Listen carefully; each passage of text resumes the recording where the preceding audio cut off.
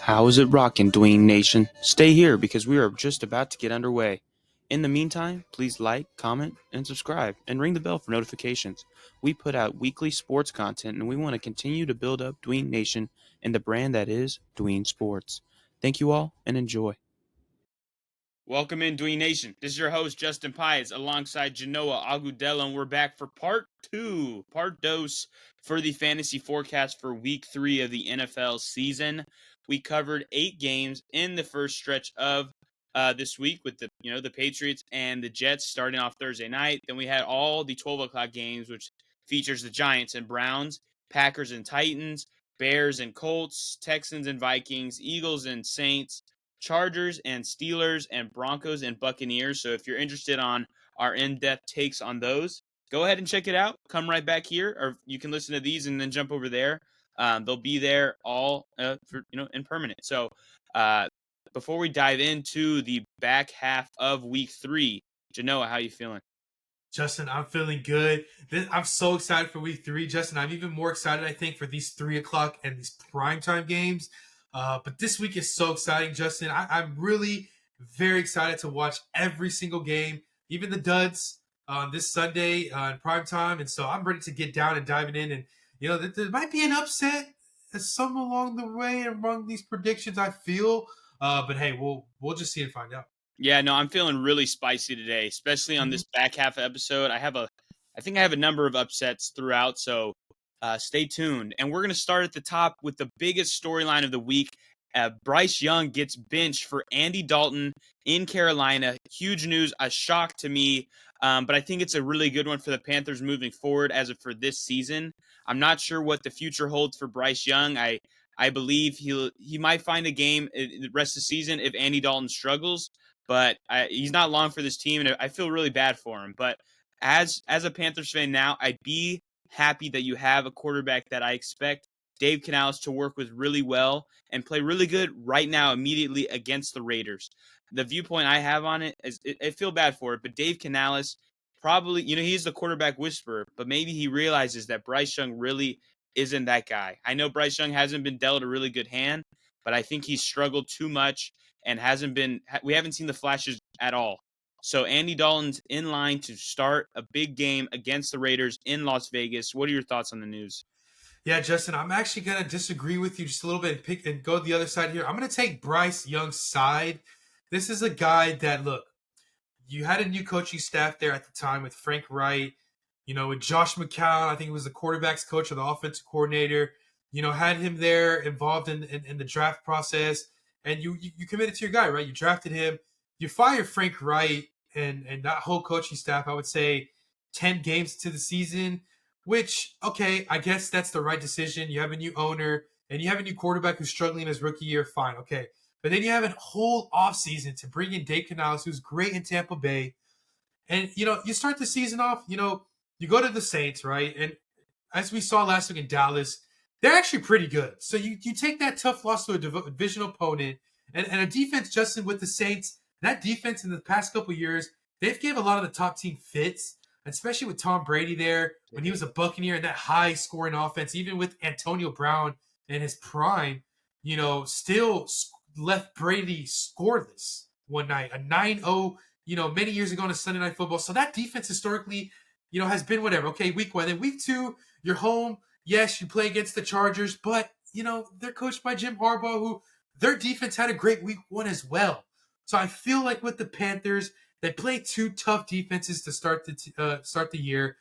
It's very early to bench your franchise quarterback going into week 3. It just doesn't make any sense. You drafted this guy. You just let him go out there. Yes, he's going to struggle. But, so did Peyton Manning his first 2 years, right? Troy Aikman, who ended up winning Super Bowls with the Cowboys, he had a rough, first year and a half. And at some point, year 2 to year 3, it does start clicking. Bryce Young is a former Heisman winner. You got to give him that. He wasn't, had a great, last 2 years at Alabama, took them to the championship. And it's just, he just doesn't have that talent that, Houston has with CJ Stroud. And I feel like both quarterbacks got drafted in their perfect situation there because I just feel like Carolina with their ownership, It's just they don't have the right owner there. I think David Tepper, I believe, isn't quite the owner what the previous owner was. They were able to make 2 Super Bowl appearances, and this owner doesn't really know what he's doing.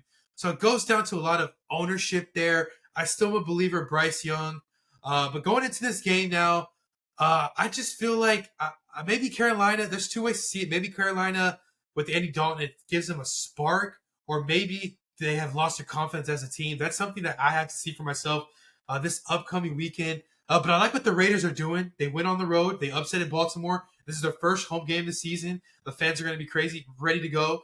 This is the first time we're going to get a look at Allegiant Stadium since the Super Bowl. That's a beautiful stadium.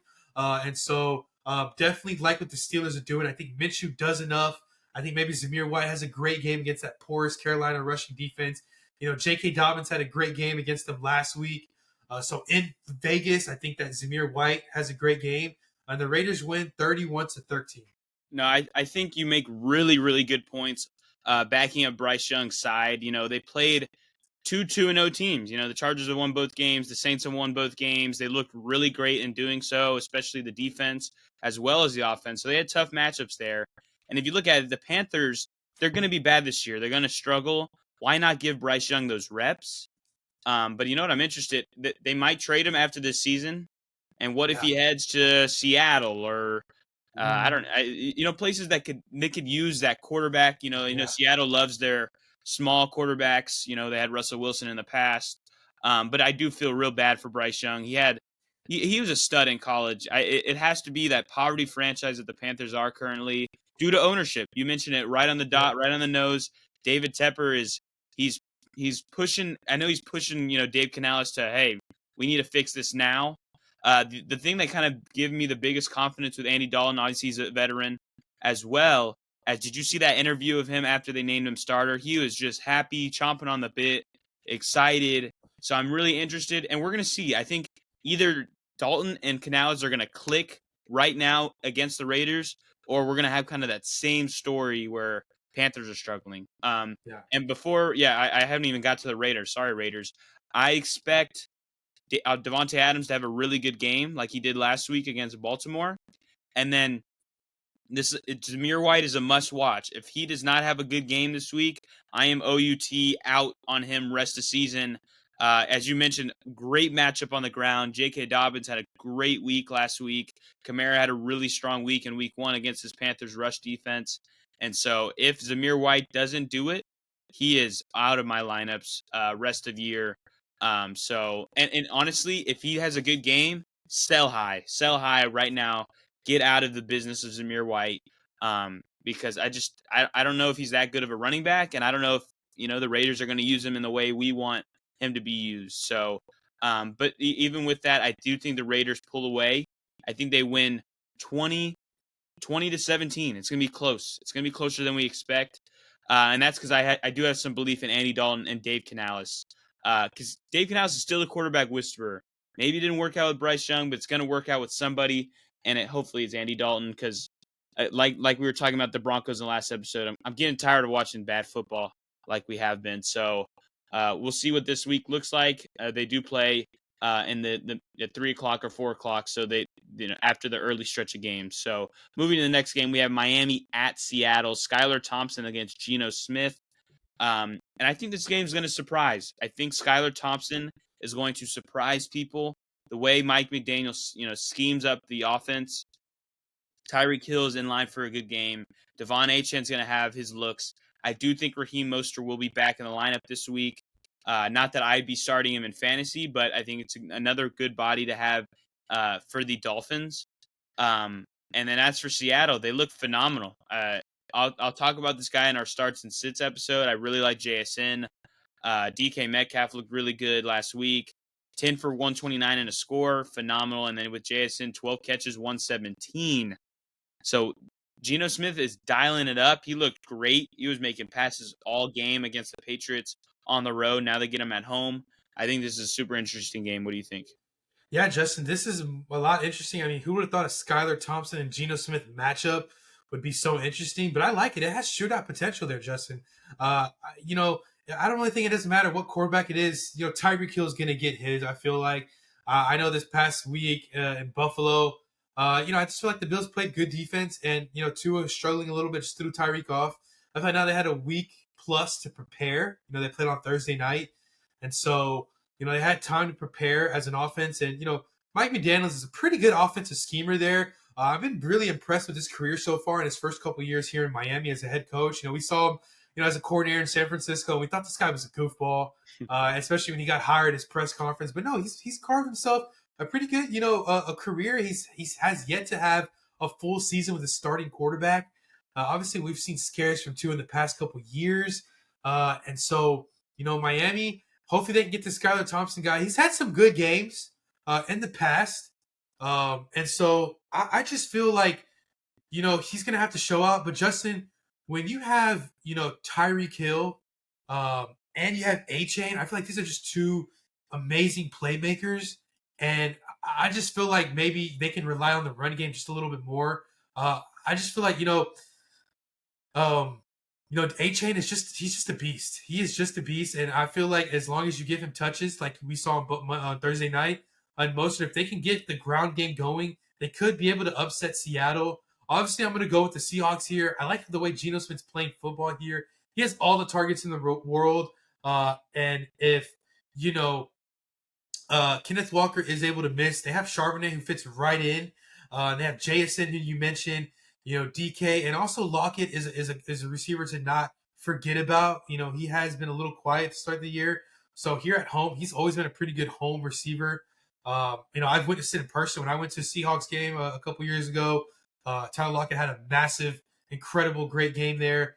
And so I like the Seahawks to win 28-21. I think that Skylar Thompson does show he has potential to be the quarterback for the Dolphins for the next couple of weeks. And he gets the football. He starts to learn. I think he gives the football to his playmakers. And I think in the next couple weeks he gets better. But for this sake, I think he does lose on the road here in Seattle. I think a really, really good sleeper this week is Jonnu Smith. Like he's already placed in my DFS lineup.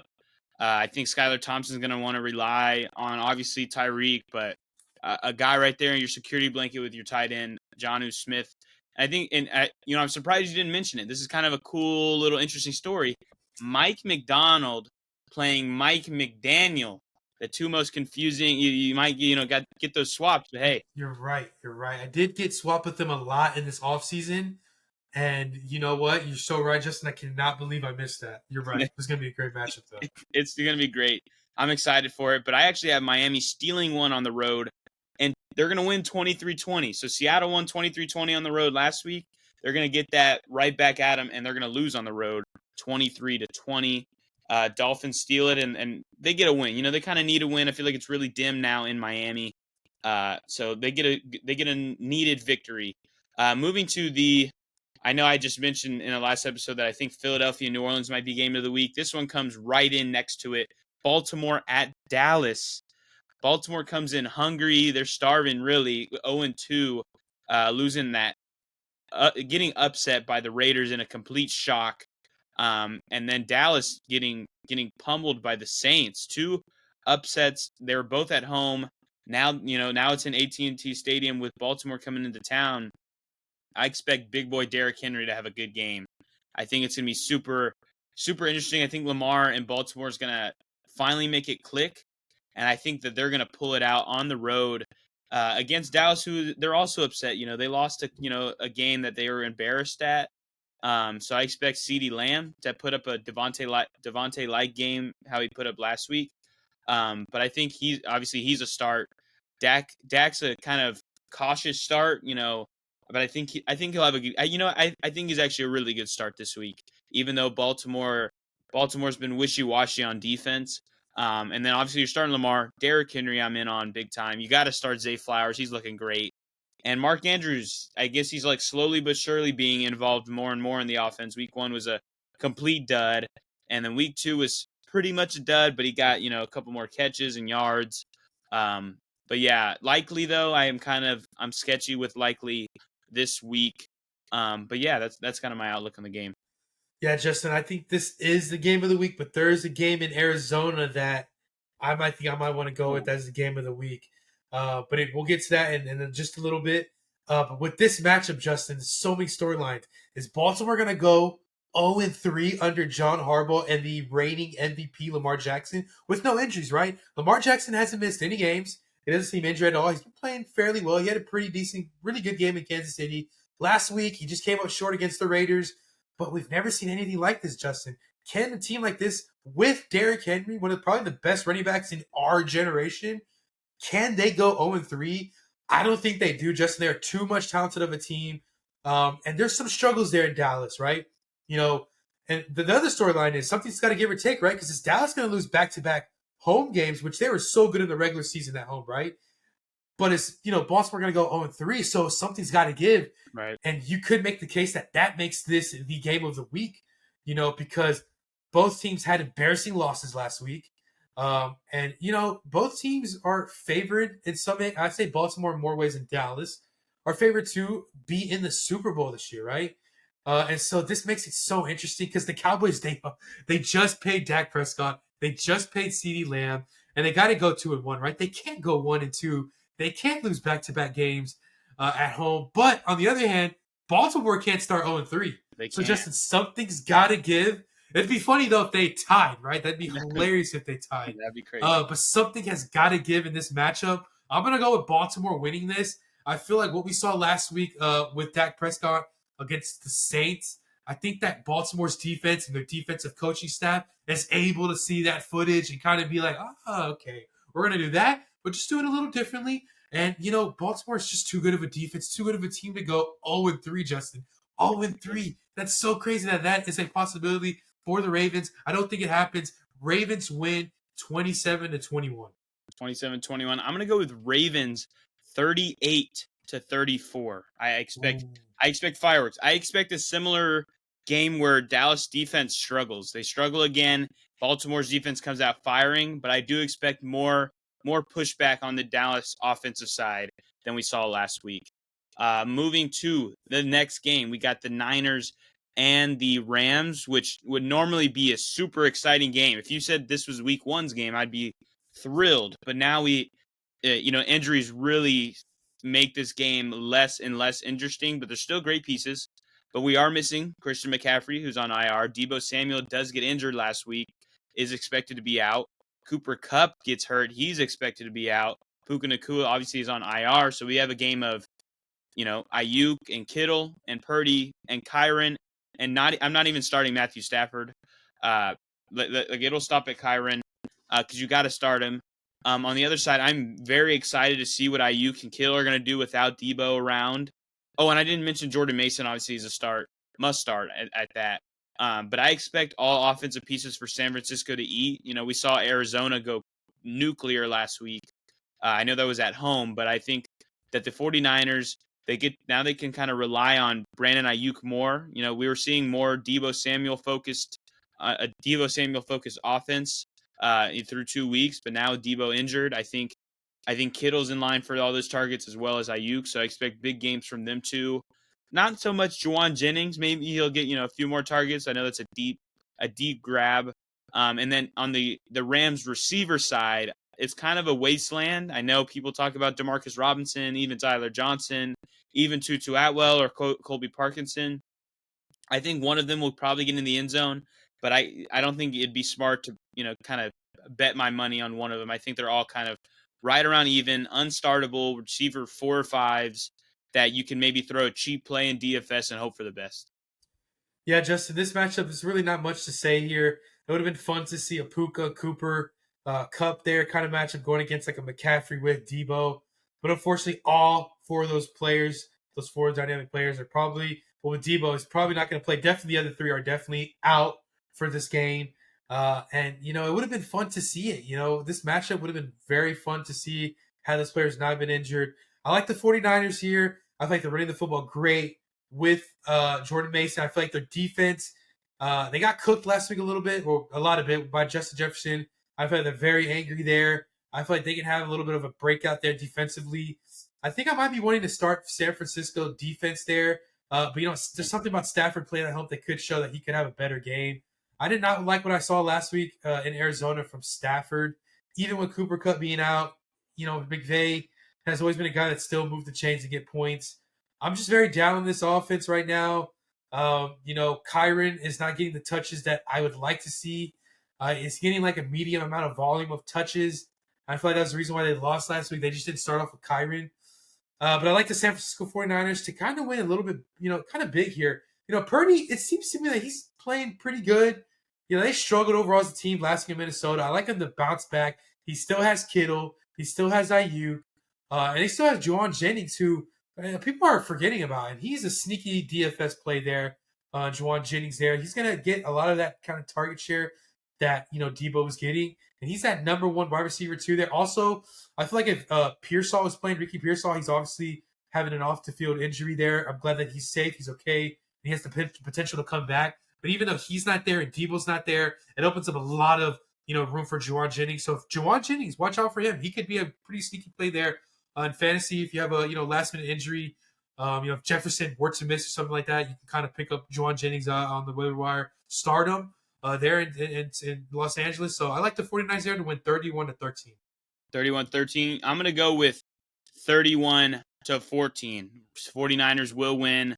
I think Mason is going to be the guy that's featured even more. I think like easily 20 touches or 20 carries, which honestly now it's not even a bold prediction. He's gotten over 20 in both week 1 and week 2. But bet on that kind of usage in week 3. Moving to our next game, we have what you were mentioning a little bit earlier. We got the Lions at the Cardinals. Super interesting game. The Lions just lost a heartbreaker at home, so they're kind of on the downside of momentum, while Arizona is riding high after winning 41-10 at home. They stay at home. They play the Lions team that I think there's going to be another game with offensive fireworks all around. I would start every guy you got in this game. Amon-Ra is a full practice today as a Wednesday, so he's going to be playing. Laporta hopefully he needs a bounce back game. He hasn't done it yet. But you're starting both of them, Montgomery, Gibbs, JMO. I would even start Goff. I think he's worth a start. Not like a high-end quarterback one or anything, but kind of like a streaming quarterback or DFS play. Arizona, you got to start Kyler, you got to start Connor, you got to start Marvin, you got to start Trey McBride. But yeah, all of them are must starts. Like it's like I don't even want to dive into too much because I think they're all auto starts. Yeah, Justin, I think if I had to pick a breakout player for this game, there's so many breakout. You mentioned him. It's Sam Laporta. This game has Sam Laporta written all over it. I just feel like he's going to get 2 touchdowns and perhaps over 100 yards. I don't want to say 9 catches, Justin, but I kind of want to say 10 catches. Dang. But I'm going to keep it, a little bit more realistic and just say 7. I want to say 10 catches so bad, but it's a little bit too fantasy football related. We are a fantasy, channel, but it's a little too fantasy, right? I'm going to say 7 catches, 100 yards, 2 tutties for Sam Laporta. Normally, Justin, I'd say, Jared Goff on the road. A little bit watch out for that. I don't like him playing in Green Bay or any outdoor stadiums, but this is a shootout just waiting to happen. And it's because of Arizona, Justin. I am on the bandwagon of the Cardinals here. I love what I saw last week.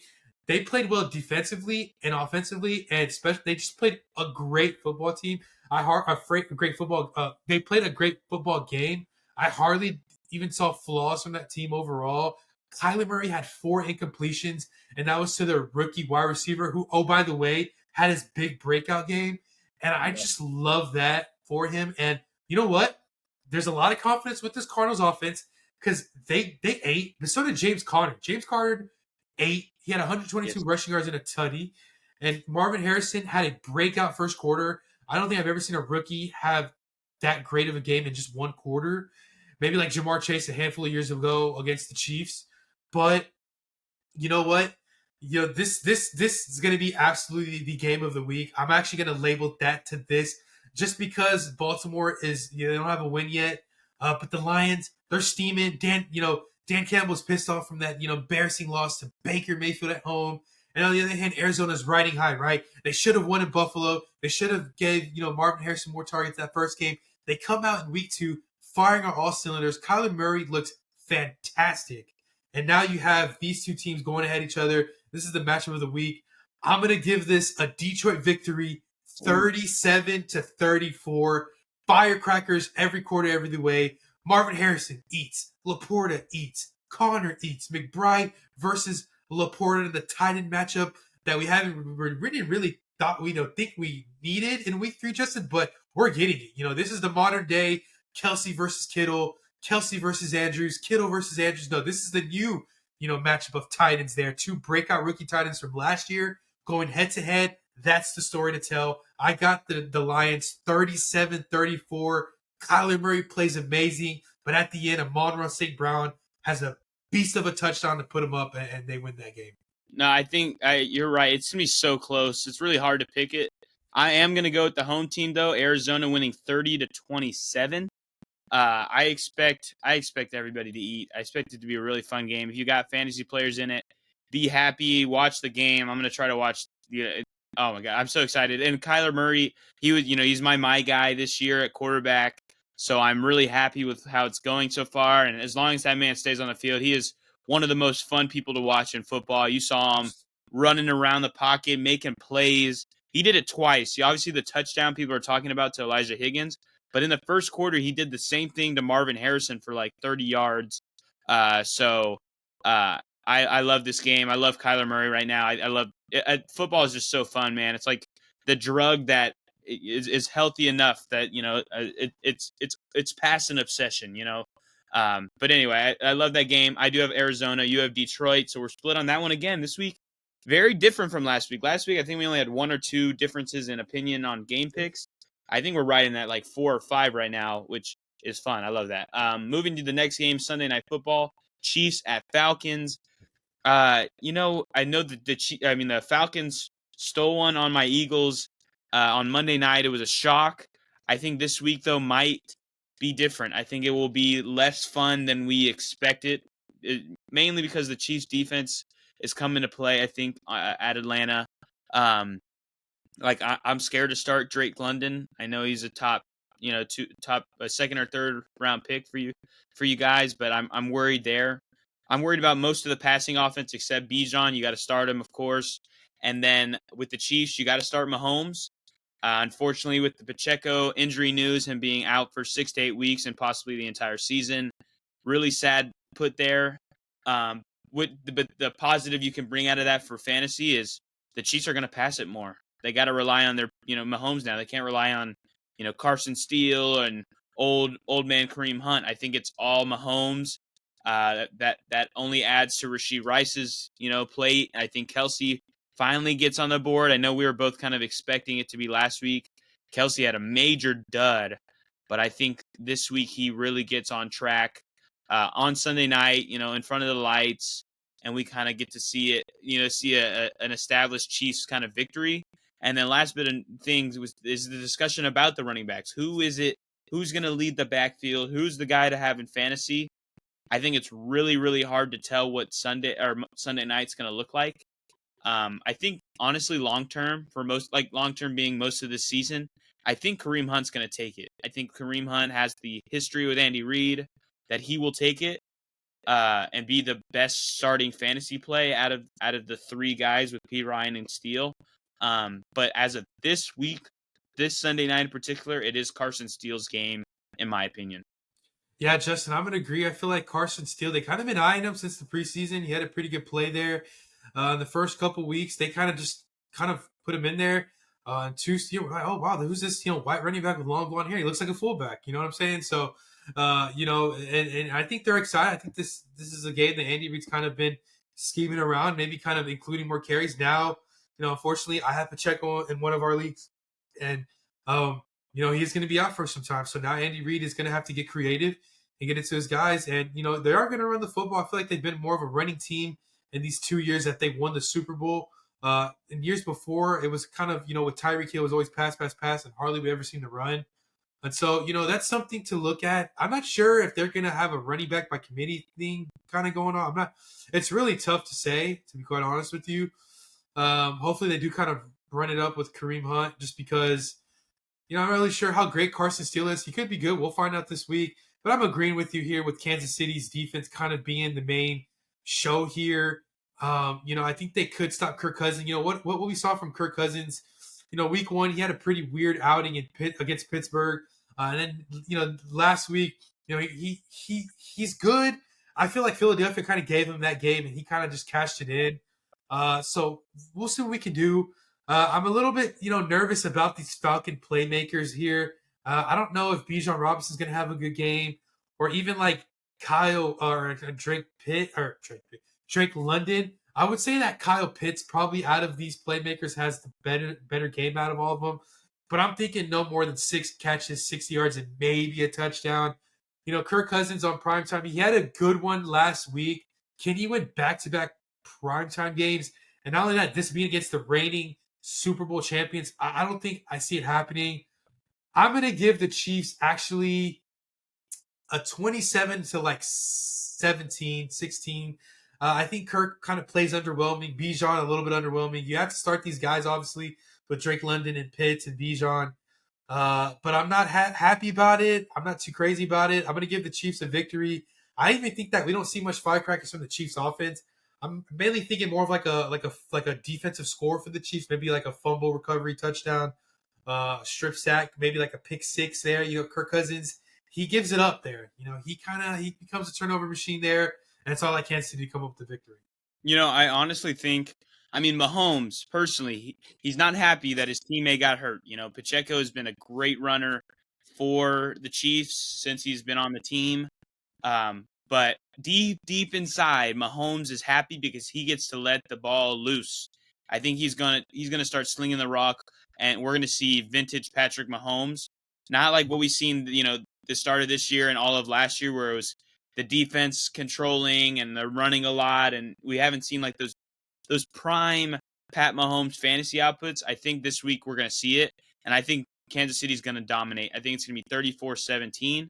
I think we're gonna see more Mahomes than we have seen in a while, and I'm actually excited for it. I know we might be getting some Chiefs fatigue because they're winning all the time, but I think this one, it will be an emphatic W. Moving to the Monday night slate, we get 2 games this week, which is super interesting, even though because they're 45 minutes separated, which is kind of weird. So we'll have to be watching both games. Got to do the multi-view on YouTube TV. Yeah. But we'll start with the top one, which is Jacksonville heading into Buffalo. Buffalo looks phenomenal. Jacksonville looks awful. Jacksonville comes in on the road with Bills Mafia surrounding them. I have worries about Jacksonville. And honestly, I think the way Jacksonville's looking, right, they're obviously a cause for concern. But they play, at Houston. They play the Colts. They play the Bears. They could lose all 3 of those games. Then they'll play the Packers when Jordan Love's back. Then they play at Philly and the Vikings, at Lions, Texans again. They play the Jets.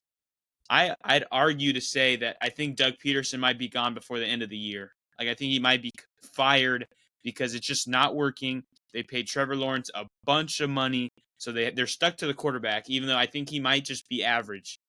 I don't think he might be, that number 1 pick that we all thought he would be. But I think Jacksonville struggles again. And I think Buffalo, it's going to be a similar game to Miami. I think Buffalo's going to dominate. James Cook's going to eat. Josh Allen's going to eat. And I think finally Dalton Kincaid is going to get his touchdown and have a good fantasy output. Yeah, Justin, nothing much to say here with Jacksonville. I'm really worried with them. I mean, they've been very underwhelming to start the year. They could have won in Miami. They didn't. They could have won a close game last week. I think it was at home against Cleveland. They didn't. And, they're going to Buffalo, which it's tough to play, in Orchard Park there in Buffalo, and they get crazy. Not only that, Buffalo's defense played phenomenal before Tua got hurt. And, I'm just not sure if that offensive line can kind of handle that pass rush there that Buffalo has. I'm going to give Buffalo a 26-17 victory. I really having trouble to believe that Jacksonville does score 17 to 20 points. But they're struggling. I think Trevor Lawrence just might actually be average. And Josh Allen, he's sensational, right? Without Diggs, he's still playing great. And I think he can light up this Jacksonville defense by using Keon Coleman and, Curtis Samuel. And you mentioned Dalton Kincaid. I feel like they haven't really needed to go that route. But you can't forget that Josh Allen is so sensational with his legs. So I just, this Jacksonville defense is a little questionable. They're a little stinky there. And I just like, Josh Allen to run all over them.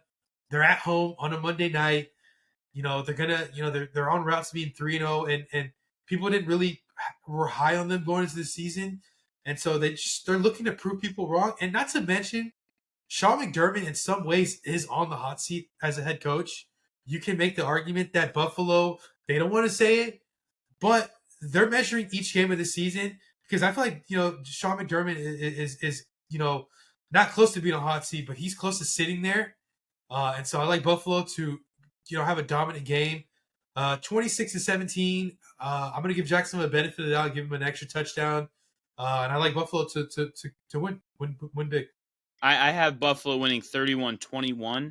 And kind of to further that talk of Sean McDermott being on the hot seat, I think you have to look at it as one of those coaches that, that's what they did with Doug Peterson, the Eagles did. They were, after they won the Super Bowl, all the years, after that, they were always high up there, right? They were making the playoffs, but then they would just lose in the, wild card divisional round, and it would get exhausted. And I think that's where the Bills are at. But, they're looking way better than I thought they would to start the season. So I think that's interesting there. And so, yeah, I said Bills 31-21. Last game of the week, we have Washington at Cincinnati. Clearly, I think this is a big Joe Burrow, Jamar Chase bounce back week. I think they're going to go – they're going to link up for 2 scores and 100 yards, just Jamar. I think, Yoshi Voss has been an interesting guy that – he might get in the end zone again. He had 2 catches last week for 2 touchdowns, which is not a reliable stat line to follow. But I think he might get in the end zone. I think even Mike Gesicki would get in the end zone. I think it's going to be a huge game for Cincinnati. They're going to finally get on track, and we're going to see what Joe Burrow and Cincinnati has always looked like in their big years. I think it's going to start kind of coming into form, especially if T. Higgins is back this week. As for the Washington side, you got to start Jaden Daniels. He's been pretty. I mean, last week was kind of meh in the fantasy output, but we saw really big flashes in week 1, so he's worth the start. And Brian Robinson, you got to start him. He's been utilized as the workhorse, but that's kind of where that line ends. No Terry McLaurin, no Austin Eckler, no Zach Ertz, even though he was featured more than I think all receivers. All pass catchers for the Commanders last week. Yeah, Justin, this game there isn't much to say to it, because I feel like Washington as a team not really ready for the big lights just yet. They did struggle against the Giants, and in a game you can make the argument they could have lost, right? And week 1, obviously, they didn't perform well in Tampa Bay. You can't really give them much blame. They're just a young team, and I think Cincinnati's going to pretty much eat them up for breakfast. You mentioned this is going to be a Jamar Chase game for sure. Bounce back, I'm thinking 7 catches, 131 yards, and 2 touchdowns there. Yeah. Kind of reminds me of last year, right? They started like 0-2, I believe. They go to Arizona, a team at the time. Arizona obviously is pretty good now. But last year, they had Josh Dobbs at the time. They were looking pretty porous there. Looking like they were going to win much games. And Joe Burrow and Jamar Chase go in there, and they just carve them up, eat them up for breakfast.